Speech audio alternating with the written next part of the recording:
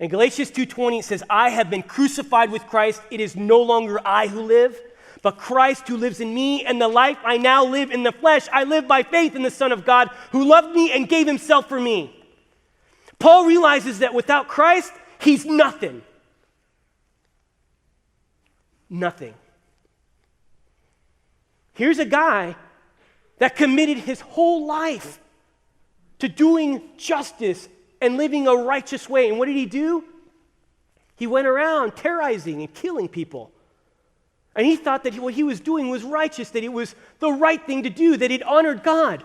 And then all of a sudden, somehow, some way, God intervenes. He stops him right in the tracks. Boom. Paul,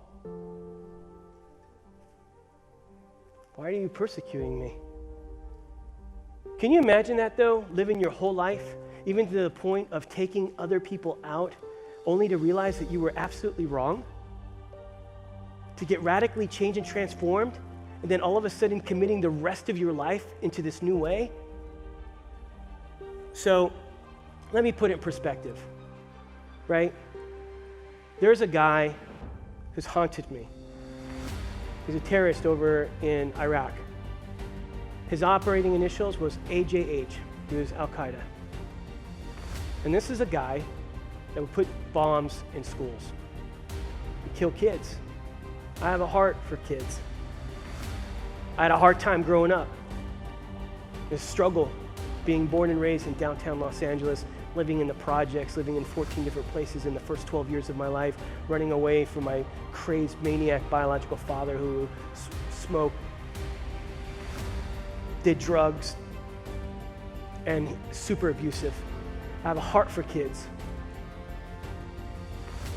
I don't think we suffer like that. And AJH would just go in and he would kidnap kids and he would kill them. And over in the Middle East, the boys particularly are the prize items. You can't, if you're a woman, you can't walk around the streets. You gotta be with a man. That's the way it is. So he would kidnap and he would kill the children. And I remember this particular occasion, he put a couple bombs in a marketplace where they were having a celebration for all these kids. I was frothing at the mouth to go and take him out. That's what I'm born to do. I'm gonna go out in special operations, I'm gonna hunt down this guy, I'm gonna take him out. And then all of a sudden, as I'm reading what it meant to be a sense of gratitude, Paul was the same way. He's AJH, man. He's a terrorist. That's what Paul was. Each and every one of you, he would have hunted you down and he would have made sure that you would have been taken out. What if AJH all of a sudden became a believer?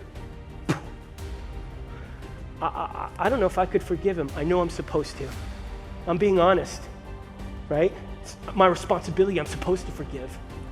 Anybody ever hurt you that bad where it's hard for you to forgive them, right? Paul is radically changed and transformed, and he has a whole new life.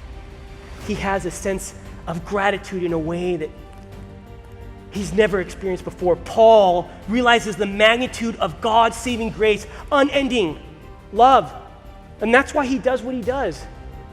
Do you guys understand how powerful, how much God loves you? Now I'm going to tell you, this is all about Paul's missionary motivation. But let me tell you something. Each and every one of you have been called by God. You have your own world. I've gone all across the globe, being the hands and feet of Jesus, the best that I know. Am I perfect? No, I'm not. I got a whole long way to go. But the people that God has put in your life,